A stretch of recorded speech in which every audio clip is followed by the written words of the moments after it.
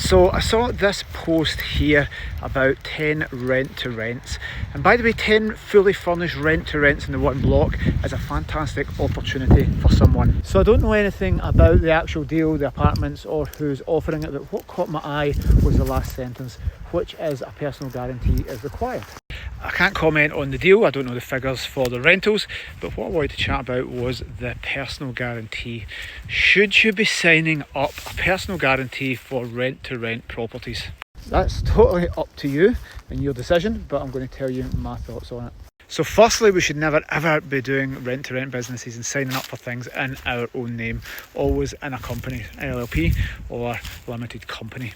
Whole point of a limited company is that it has limited liability, meaning that it stays in there if things don't work out. And it just makes it very, very messy for tax as well.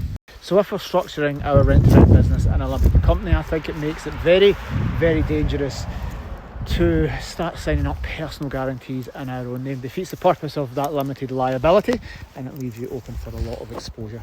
So let's do the numbers on 10 rent-to-rents. I'll just make some assumptions for ease and brevity of this video. If you've got 10 rent-to-rents, let's say the rent's £2,500 for a good furnished apartment, you have some other liabilities like cleaning costs, insurance, gas, electricity. So let's round it up to £3,000 a month per unit. Well, you've now got 10 of those. That's £30,000 a month of liabilities. Times 12, what's that? £360,000 a year of liabilities that you're personally liable for. Your rent-to-rent agreement's going to be a minimum of 3 years, so that's over £1 million. So the day that you sign that agreement, you're now liable for £1 million. You need to find £1 million to break even. That's before turning a profit. So what happens if you don't? You're personally liable. Well, how that money will go down. Your £1 million liability will go down as the months roll on and you pay that off. Hopefully your business makes money and you never ever hit that situation. But if something happens like COVID, like wars breaking out, like everything that's happening in the world at the moment, and you can't meet those liabilities, or there's some shift and you're contractually obliged for the remainder of that, then you're personally liable for that money. It's not in your limited company anymore with limited liability. It's everything that you own personally. That could be your home, any buy-to-lets you have in your name, your car, your assets. They could go for these.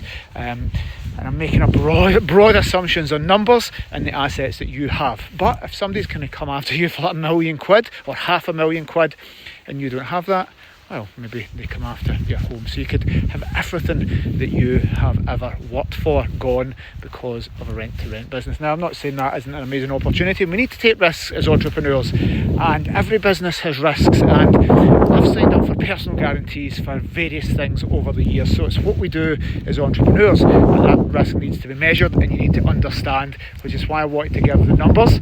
£3,000 a month times 10 units, £30,000 a month. You can check my maths on this if I've got it wrong. £360,000 a year, 3-year rent-to-rent commitment is £1 million that you're signing up for. So just be aware of the risks. We do take risks as entrepreneurs, but you need to be fully informed before you start signing personal guarantees for that amount of money.